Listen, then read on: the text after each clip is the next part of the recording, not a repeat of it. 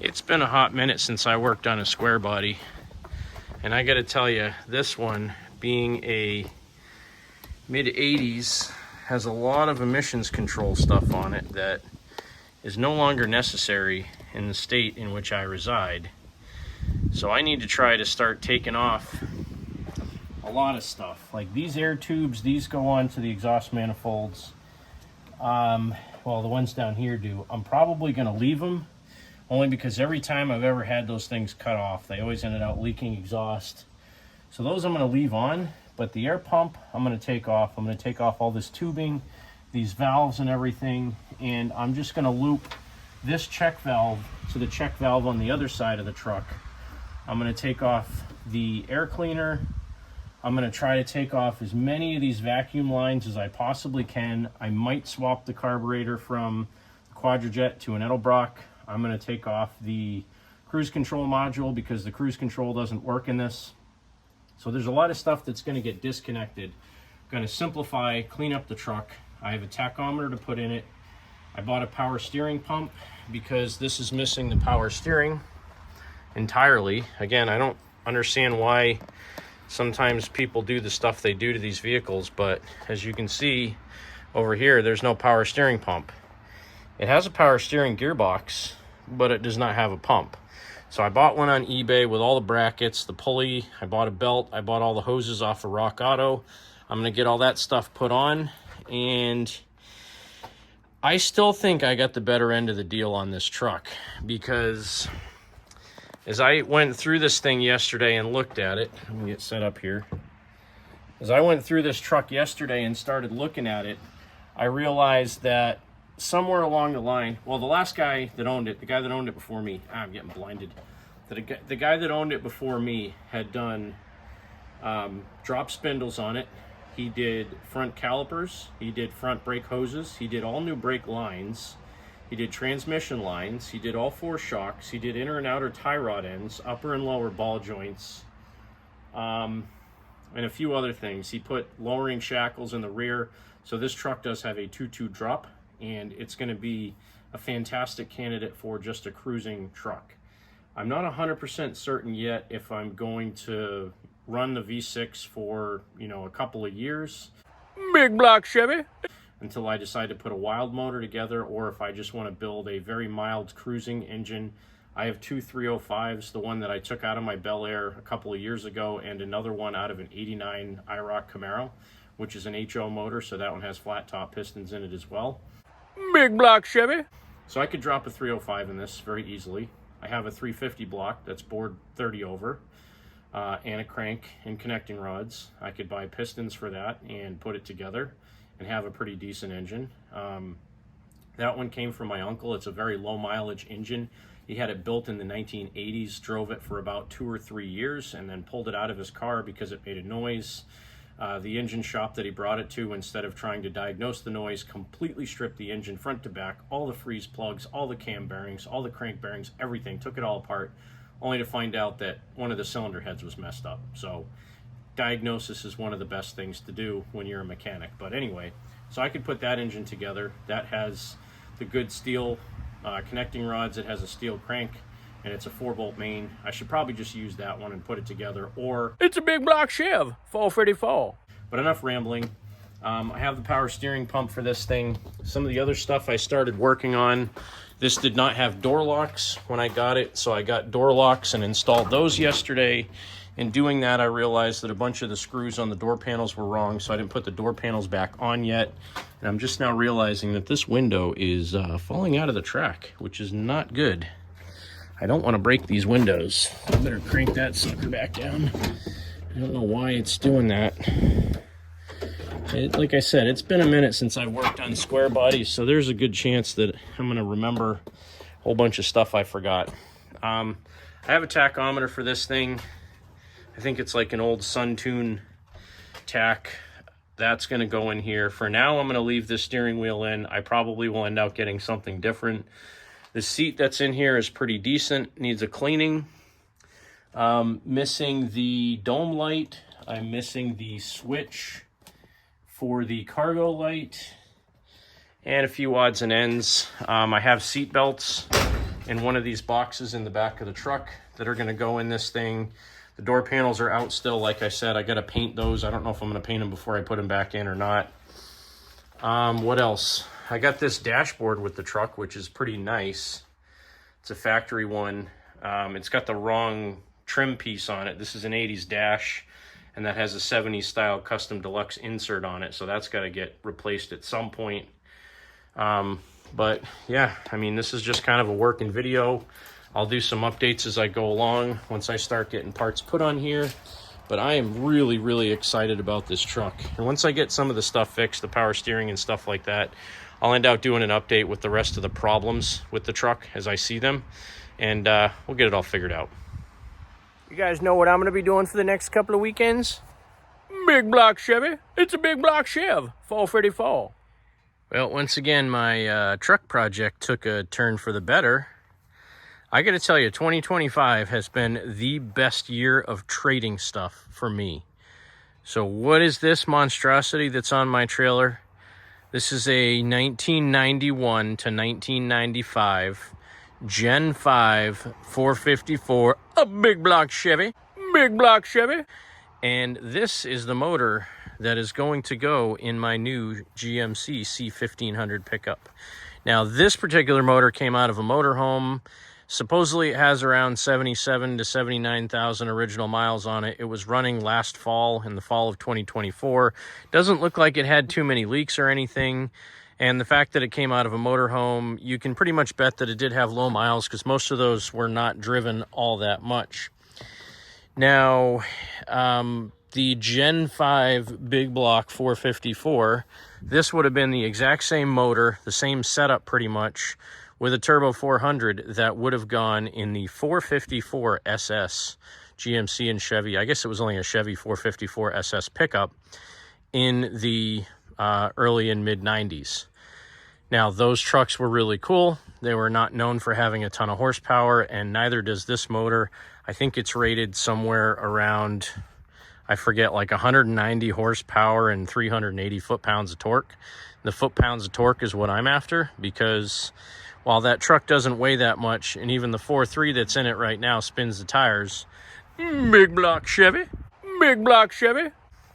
So, yeah. I traded my 1967 Sears Super 12 for this motor and transmission, including driveline brake, which definitely not going to use, but I think it's neat anyway. And that was the tractor, if you guys remember, that I got last year or a year and a half ago for free from a guy in my hometown. Basically showed up at his house. He had to get rid of it quickly because it was sitting outside in the way. So I have like 40 bucks in that tractor, plus a 3-point hitch and a set of wheel weights. And the guy offered to trade me this straight up for the tractor, no cash. I drove out to where this was stored and picked it up. Really, I have about $300 worth of stuff invested in this motor and transmission. It does turn over. I verified that before I got it. It's probably a little bit sticky because it was sitting in a storage container, but big block Chevy, and this is going to go in my GMC. And I was hoping this was a Gen 4 big block, because the Gen 4s actually had a 4-barrel spread bore intake with an adapter on it under the TBI unit. This one is a TBI only intake, so I will have to buy an intake manifold for this. I may end out actually trying to reuse the exhaust manifolds and the Y-pipe, only because, well, the Y-pipe's kind of bent now, but I might be able to salvage it. I'm just thinking, for simplicity of putting this motor in the truck and trying to keep my C1500 a little bit of a sleeper, using the factory Y-pipe on this, which I think is a 3-inch pipe, would be kind of cool to have a single 3-inch exhaust coming out the driver's side in front of the wheel. But I can always do dual exhaust and put 2 pipes out, one out each side of the truck. I'm probably going to do something like turbo mufflers.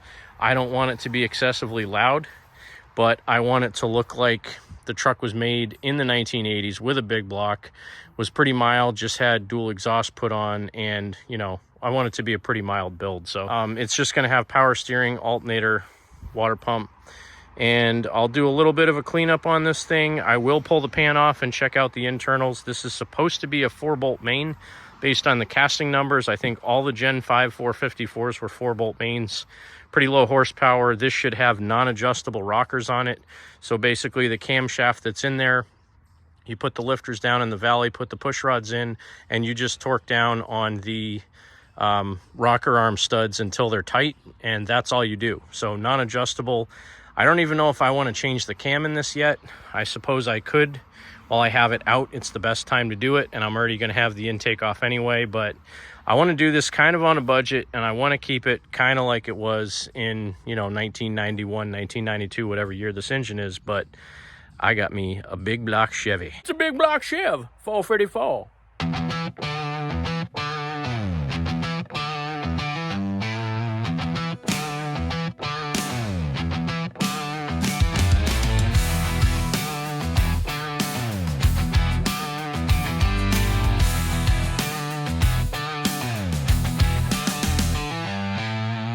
Stained with grease, old dreams in the air. A wrench turns slow, metal whispers a prayer. Rust falls like rain to the ground. I was fighting to get that bolt off, and I hit my hand pretty hard. I think that might need stitches. Oh boy, that's not good. Where do I begin? Big block roaring, I'll make it sing. Steel and gas. Well, as it turns out, that little incident last night with the power steering pump pulley, I had to go to the ER, and I ended up needing 3 stitches. So I have to wear a big bandage for right now. I'm taking it easy with my right hand. There's no nerve damage, everything works fine. It doesn't even really hurt, but I am wearing these gloves with the ballistic backs on them. Probably should have had these on last night. I definitely should have. But I'm going to try to prevent any more damage to my hand today using these, although it's probably not good to keep that cut damp because these are making my hand sweat. It's really muggy out. But I'm going to get back to disassembling all of the crap off the 454 I don't need. I have 2 front matching rally wheels for the truck, which I've already taken the time to clean. I don't really feel like putting that on video, but I've cleaned those up really good. I'm just letting them air dry for now. Once they're dry, I'm just going to fog them with some silver paint so that they'll look a little better. So let's get back to work on the 454. It's everything.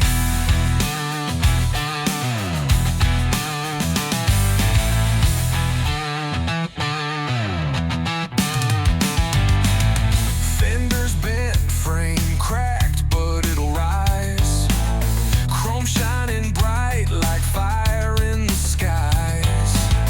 Hours and sweat, grit carved in the steel. I was a little bit unhappy when I saw some rust down in there, although it looks like it could have just been from moisture, not from like actual water getting in there. This thing did sit in a shipping container for 9 months, so it's possible that it did get some moisture down through the throttle body. The air cleaner was all bent up and stuff, but it was running last year. I did make sure it turned over before I took it, but it is possible that I could have a little bit of rust down in the cylinders, which means I probably should pull the heads off. I wasn't planning on going that far with this. I wanted to hopefully take the intake off. If everything looks good, nothing's rusty, then I would just kind of clean it up, put it back together with a new intake and stuff. But now seeing that little bit of moisture down there makes me curious. I'm definitely going to pull the exhaust manifolds off once I get the engine off the trailer.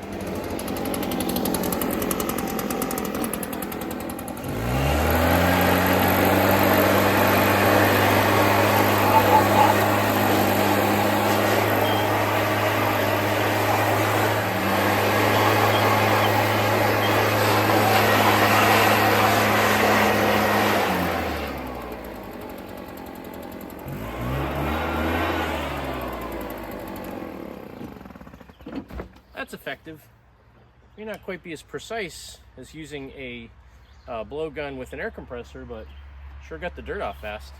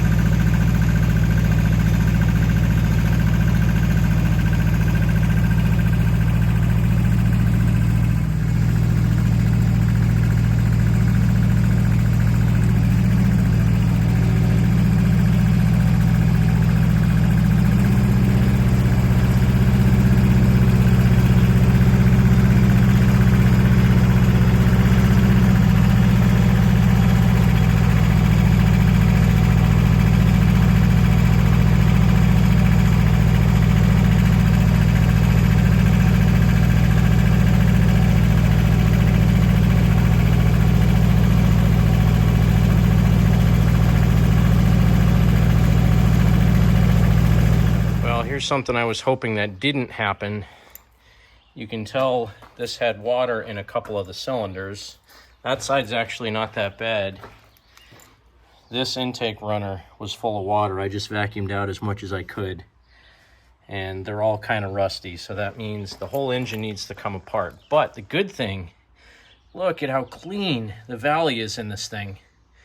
So that's a good sign. That means definitely going to be worthwhile rebuilding. I'll just have to do an exceptionally good job cleaning everything out, but I guess it's time to pull the valve covers off and get the heads off now. This ain't just a truck, it's something real. Every bolt a promise, every weld a fight. This old GMC's gonna cruise the night. Stealing gasoline under my skin. Building this beast, where do I begin? Big block roaring, I'll make it sing. Steel and gasoline, it's everything. It's everything.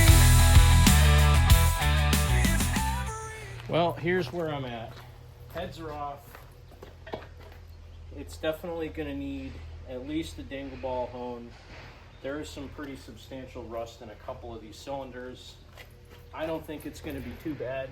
I think it's going to be savable. But what I've done in the past with these is hit the real rough rust with sandpaper. And I don't even think it's that bad, but you hit the real rough rust with sandpaper just to break it down enough to get the engine to turn all the way over. Then you can kind of inspect and see how bad it is. This looked like it had, I don't know, a ½ an inch of water in the cylinders. And I'm gonna have to probably do rings. Well, I'm gonna do rings. I'm gonna take it apart. I'll do rings. This is probably the worst cylinder. This one had 2 inches of water in it. But, oops. There's no real rust. Like, I guess there's a little bit of flash rust on it, but I think this is gonna be fine. I'm not even gonna bother trying to save the lifters and the cam in this because there's some rust on some of the cam lobes. So I'm gonna take the lifters out and just spin it over. But I think 6 of the cylinders had water in them and they don't look too bad. I think this is gonna be fine. I can still see really nice cross hatching on the block itself, which gives me hope that with a dingle ball hone, I'll be able to get it working again. Oh yeah, this is gonna be fine. This is gonna be fine. Anytime you find anything like this, you better take your time and do it right, otherwise you'll be doing it again. So I'm just gonna put a little bit more of this in each one of these cylinders and let it sit so it's not dry. And then I might just squirt a little oil in there too on the cylinder walls, so all the cylinder walls are lubricated. That's gonna do it for now. The big block's apart, or halfway apart. Now it's down to a short block, and I got a little bit more work to do. I'm gonna drain the oil out of it at least, because I know that's probably got water in it too. And then, like I said, I'll just squirt some more oil in the cylinders so they're all coated with oil before I stop here. But thanks again for watching another edition of Cranky Motorsports. This is the big block for the C1500. It's gonna make the truck way better. Thanks for watching.